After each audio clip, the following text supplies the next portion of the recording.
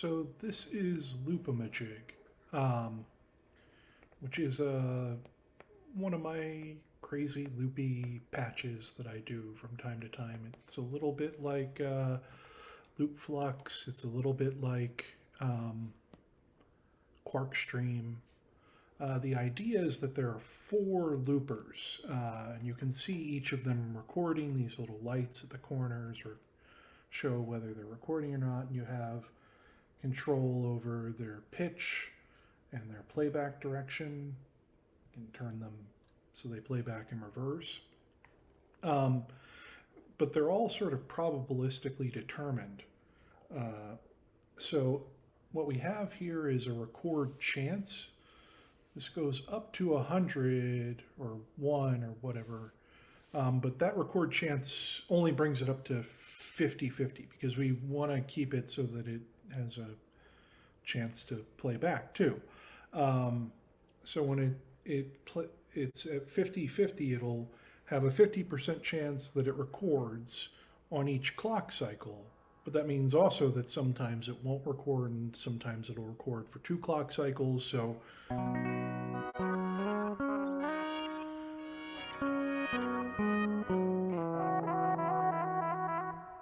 and if you turn that down, it won't be recording as often because the chance will be lower and it'll sort of hold on to what it does record for longer.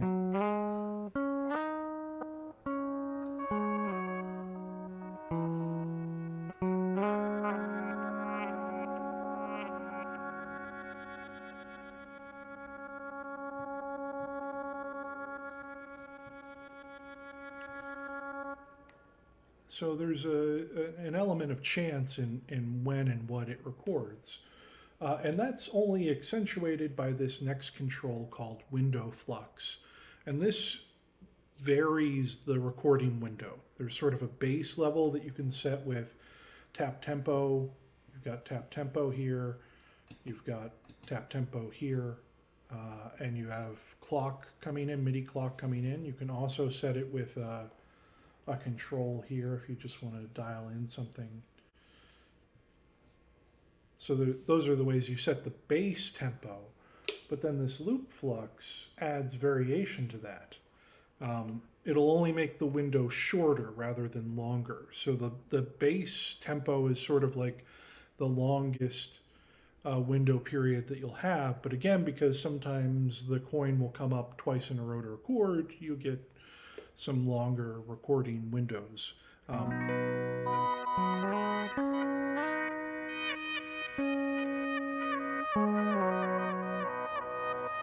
if we turn this up quite a lot, we'll get some real variety.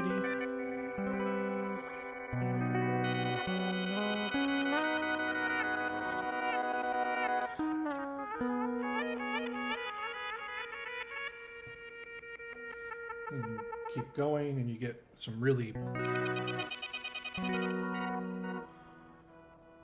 glitchy elements sort of added in there. So the loop flux allows this sort of variety to develop. And I like keeping it pretty low so that it's sort of close to my bass tempo, but adds just a little bit of unsynchronized element to that. And we have the rest of the patch is sort of about different ways to manipulate those loops once they're recorded. But I will say we can also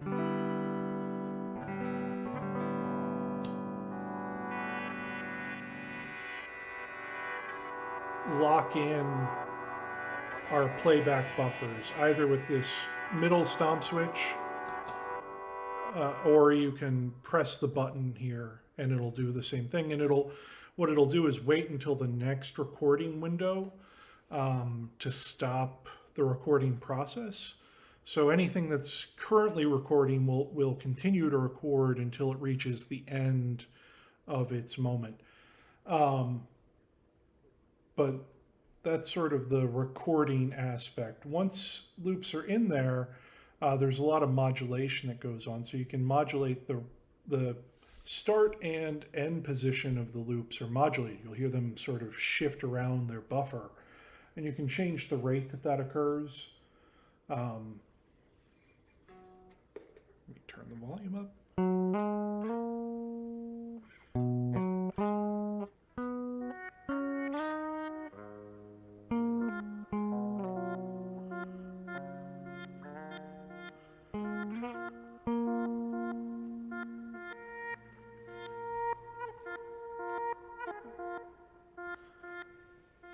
That may not be super pronounced because the loops are pretty short, but you can affect it. You can also introduce feedback. This will feed the output of all of the loopers back into the input of all of the loopers. It won't be because, because sometimes some of them are recording and sometimes some of them are playing back. This will create some sort of unexpected results.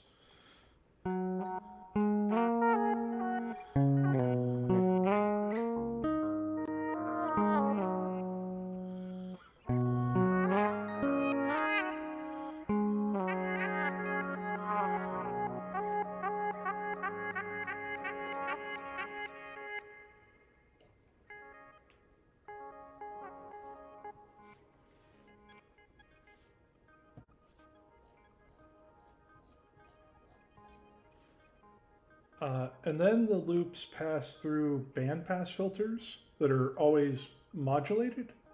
You can affect the sweep rate of those filters. And I can make that more apparent if I add more resonance or Q.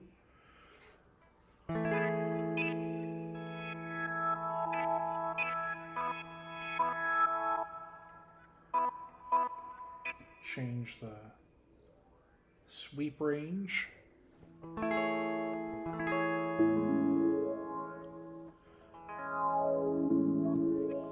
It never gets up super fast. This is sort of intended for a spacey, modulated sort of thing.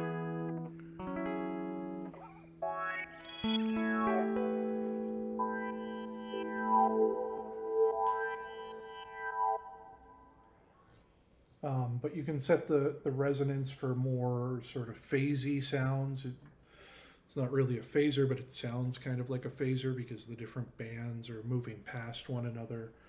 And you can set the range. There's a low frequency and a high frequency, so you can set it to a pretty narrow range if you don't want it to be that pronounced an effect.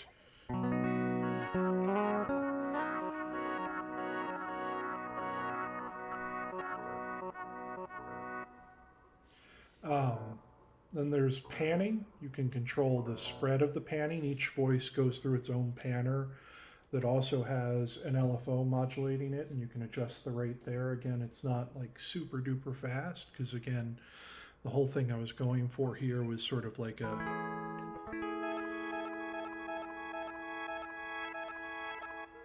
atmospheric thing. Then we have a reverb. We can introduce more reverb to the signal.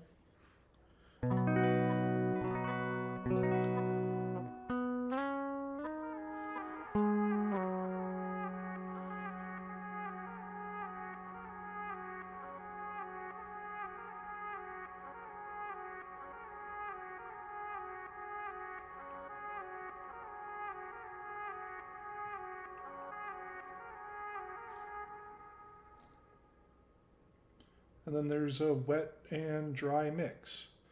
So again, the whole idea behind the patch is just sort of